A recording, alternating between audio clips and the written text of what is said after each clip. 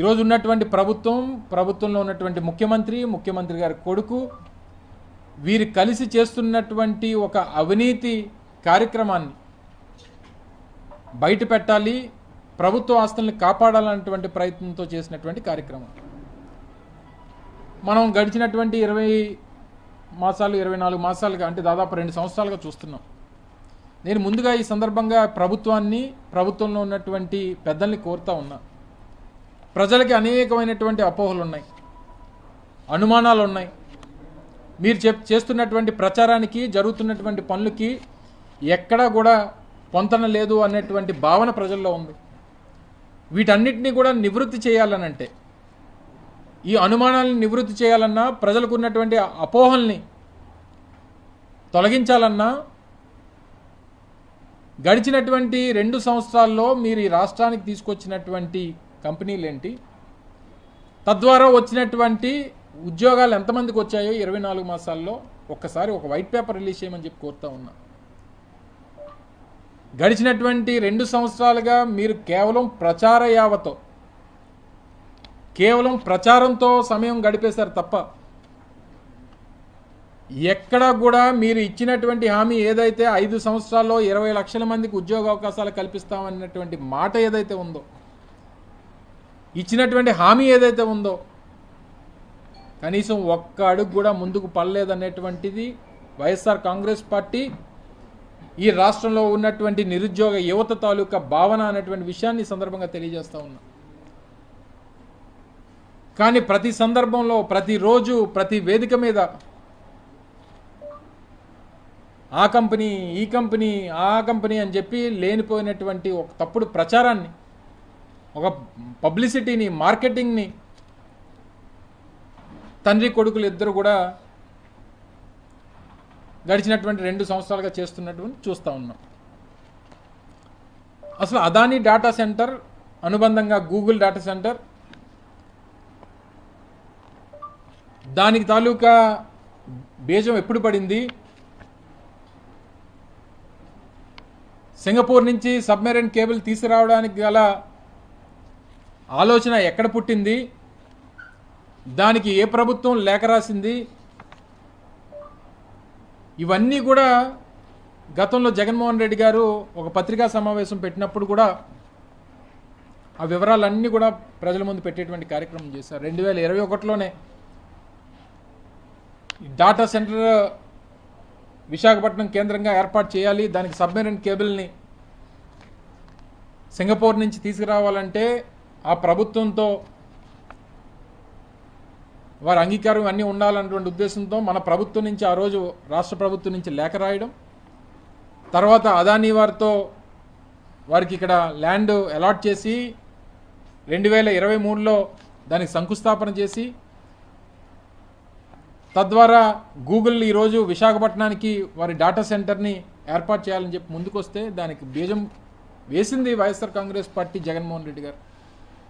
అటువంటి దాన్ని ఈరోజు ఈ ప్రభుత్వం ఏం చేస్తుంది, గూగుల్ రావడం వైఎస్ఆర్ కాంగ్రెస్ పార్టీకి ఇష్టం లేదు, ఈ డేటా సెంటర్ ఏర్పాటు అనేటువంటిది వైఎస్ఆర్ కాంగ్రెస్ పార్టీకి ఇష్టం లేదు, దీనికి వ్యతిరేకంగా పిల్లు వేశారన్నటువంటిది వారు చేస్తున్నటువంటి తప్పుడు ప్రచారం. అసలు ఆ డేటా సెంటర్ తీసుకొచ్చిందే వైఎస్ఆర్ కాంగ్రెస్ పార్టీ కదా. చెప్పమనండి, ఆ పిల్లో మీరు చేసినటువంటి పాలసీల్ని ఏదైతే 1-2 పెద్ద కంపెనీలు పేరు చెప్పి విశాఖపట్నం లాంటి ప్రముఖ నగరం, అత్యంత ప్రాధాన్యత కలిగినటువంటి నగరం, ఈరోజు ఆంధ్రప్రదేశ్ రాష్ట్రంలో అత్యంత విలువైనటువంటి భూములు ఉన్నటువంటి నగరం విశాఖపట్నం. ఇటువంటి నగరంలో కొన్ని వేల ఎకరాల భూముల్ని మీరు 99 పైసలకి టీసీఎస్ఓ, కాగ్నిజెంటో లాంటి 2 పెద్ద కంపెనీల పేరిట ఆ 2 కంపెనీలని ముందును పెట్టి మీకు కావాల్సినటువంటి మీ సొంత కంపెనీలకి, ఊరు పేరు లేనటువంటి కంపెనీలకి,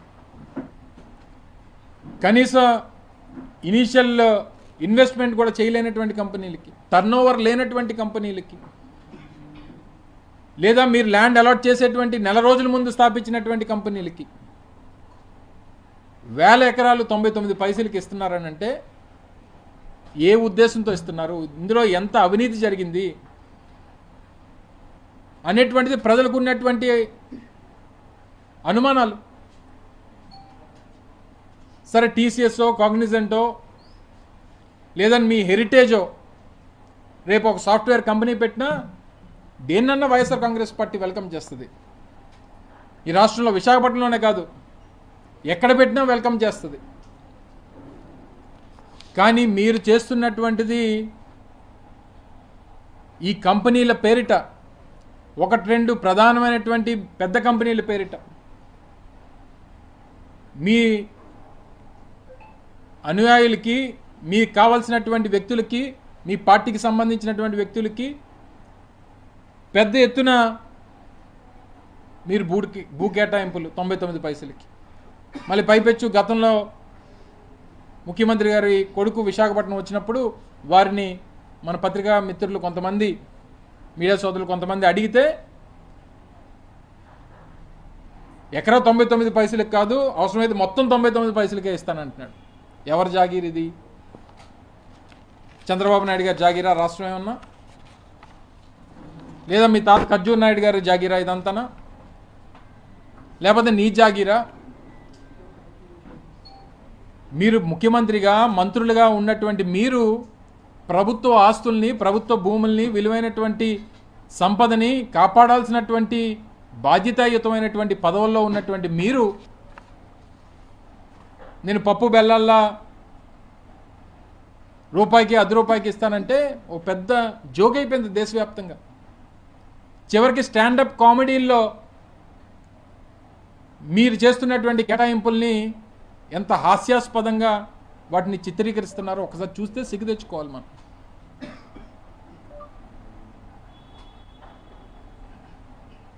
సాఫ్ట్వేర్ కంపెనీలు అని చెప్పి ఒక పక్క, సాఫ్ట్వేర్ కంపెనీల పేరు చెప్పి రియల్ ఎస్టేట్ కంపెనీలకి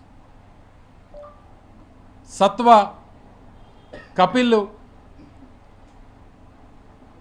ఇటువంటి రియల్ ఎస్టేట్ కంపెనీలకి మీరు భూములు ఇస్తారు. ఆ భూమి దేనికి? వాళ్ళు రియల్ ఎస్టేట్ చేసుకోవడానికి. భూమి తక్కువ ధరకే ఇస్తారు, నిర్మాణంలో అయినటువంటి ఖర్చులో కూడా సగం మీరే ఇస్తారు. వీటితో పాటు మళ్ళీ రేపు వాళ్ళు ఉద్యోగ అవకాశాలు కల్పించకపోయినా వారికి లైబిలిటీ ఉండదు. అసలు భూములు ఇచ్చేదే కదా, ఉద్యోగాల కోసం కదా భూములు ఇచ్చేది. అలాంటిది ఇచ్చేటువంటి ఆ సంస్థలకి ఉద్యోగ అవకాశాలు కల్పించకపోయినా మీకు ఇచ్చినటువంటి భూమి తిరిగి తీసుకుంటాం అన్నటువంటి నిబంధన కూడా లేకుండా మీరు భూములు ఇస్తున్నారంటే ఎంత బరితెగించి మీరు పాలసీలు చేస్తూ ఉన్నారు. తిరిగి దాన్ని ప్రశ్నించాలన్నటువంటిది మాకున్నటువంటి ఏకైక వేదిక న్యాయస్థానం అయినప్పుడు ప్రజల పక్షాన నిలబడి ప్రభుత్వ ఆస్తుల్ని కాపాడాల్సినటువంటి బాధ్యత ప్రభుత్వం తీసుకున్నప్పుడు ప్రతిపక్షంగా ఆ బాధ్యత వైఎస్ఆర్ కాంగ్రెస్ పార్టీ తీసుకుంటే తిరిగి మా మీద తప్పుడు ప్రచారం చేసేటువంటి కార్యక్రమం నిన్నటి నుంచి జరుగుతూ ఉంది. సహజంగా నిర్మాణానికి ఒక 4,000 రూపాయలు అడుక్కి ఖర్చు అయింది అనుకుందాం, ఎట్ ద హైయెస్ట్ కాస్ట్లీగా బ్రహ్మాండంగా కడితే. అందులో 2,000 రూపాయలు మళ్ళీ ప్రభుత్వం తిరిగి ఇస్తుందంట. అంటే భూమి ప్రభుత్వం ఫ్రీగానే ఇస్తుంది, జరిగేటువంటి నిర్మాణంలో జరిగేటువంటి ఖర్చు కూడా ప్రభుత్వం ఇస్తుంది.